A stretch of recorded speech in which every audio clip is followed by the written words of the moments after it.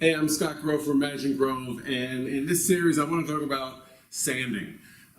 More importantly, the actual physical motion of sanding and how do you approach sanding, especially veneer.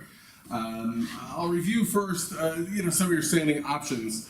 My preferred method are these random orbital sanders, or old school called DNA, dual action, but it's random orbital sanders, pneumatic. And I have a whole bunch of them, probably I got like 9 of them. The reason I have 9 of them is because I don't then have to change the paper on the sander. I just change the sander and I label these on the bottom so I can easily work my way up. I'm dealing with a PSA non-hole, and we'll get into the dust collection in a bit, sandpaper, and once you peel these off, they kind of get covered in dust and you can't re-adhere the sandpaper. I buy them in the rolls, and so it's more affordable and cost-effective to just keep the sander and switch from grit to grit and work my way up, and I can easily switch these out. Pneumatic sanders certainly last a lot longer than your typical brush sanders or electric sanders. Although now I believe Festool just came out with a brushless sander, so I'm interested in giving that a try. That sounds like it's very promising for a long life. But I've had these sanders for, easy, probably 20 years. And the method I have Mirka, Dynabrade, and Sioux. They're probably all the top brands. You can go to Harbor Freight and buy a cheap one. They work fine. I have a friend who does that all the time, but he ends up burning through them every year and has to buy another one. So I prefer to buy a better brand and last forever. One thing you'd want to know is on the random orbital sander, the action, if you will, what it is, it spins and spins within a spin. There are 3/16 and 3/32. The 3/16 is a bigger pattern, if you will, and that's designed for sanding raw wood. When you're sanding finish, you want the 3/32, the smaller one, less likely to put swirls into your pattern. These are 5-inch. You can get obviously 6-inch, and I have a 8-inch. Again, old school. I don't have dust collection on these. It is a great idea for you to have dust collection. Here's a porta cable with the Festool HEPA filter hooked up to it. Great vacuum cleaner, and I haven't yet gotten a Festool electric sander. Again, primarily I'm all pneumatic, but for in the field, the electric sanders are good also. But dust collection is important. This dust will kill you, and if not, get a good dust to it. But some of these systems out there now, you can get the sanders with holes.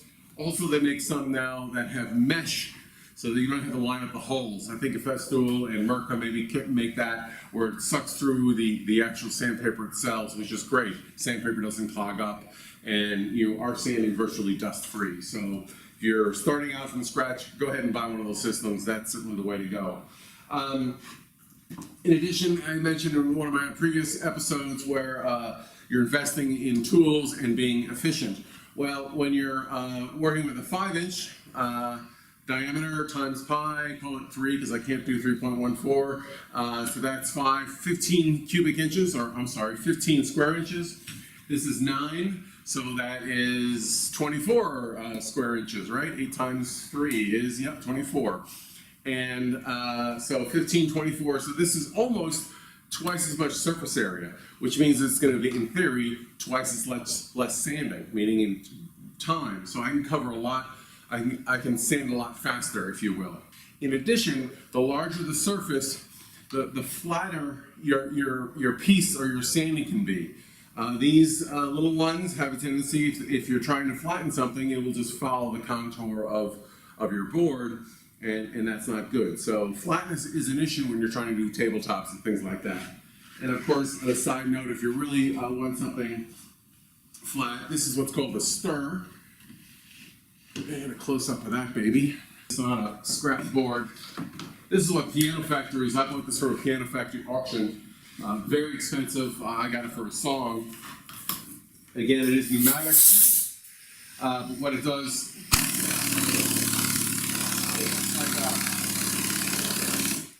so if you're going with a high gloss finish, you want your top to be dead flat, because any slight ripple, that's where you can really tell the difference between a high quality finish and sort of a intermediate finish, is seeing those slight waves. So one of these pneumatic stir will make it dead flat. Side note. Anyhow, so getting back to sanding, I'm assuming you may not have one of these and probably have an electric one or a small one, and we'll get into sandpaper another episode. But I've seen a number of mistakes. One, these are not blocks of sandpaper, so you do not want to sand real fast like that. You want the machine to do the work, and what I do is 3 passes.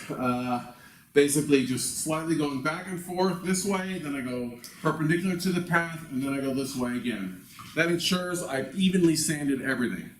And that's typically all it takes. Now with veneer, I typically start with either 150, sometimes I go to 120 if there's a lot of glue or weirdness happening, but start with 150, then I go to 180, and sometimes 220 depending on the lightness and darkness of the wood, and go to finish. But I found that you can actually stop at 180. Some people think that's a little rough, but I have done samples side by side, and can't really see the swirl marks. But it really, again, it depends on what your finish is, and we can get into that another time. So as you're going this way, another thing you don't want to do, you never want to sort of put it at an angle. If there's a defect that you're trying to sand out, you have to sand the entire area and feather that out. You don't want to create a little divot there. You really want to feather that out and make that surface as flat as possible. Whenever you're doing edging, you want to know which way your sander's spinning. In this case, it's spinning clockwise. So I want to go sort of what's called a climb cut, meaning going in, and it's pulling, this leading edge is pulling into the surface. If I go the other way, there's a chance if my edging is sticking up or there's a fiber, it might pop it out. So you always want to go sort of do a climb cut. In addition, don't hang your sander off the edge. That's where you're going to get a sand through. The highest risks are the edges. So I usually just hang it off just a little bit and run around like that, and you're good. So that's pretty much it. Sanding 101. I hope that helps in your sanding quality. And I'm going to go ahead and give this its final coat with my big boy here. And we will see you next episode.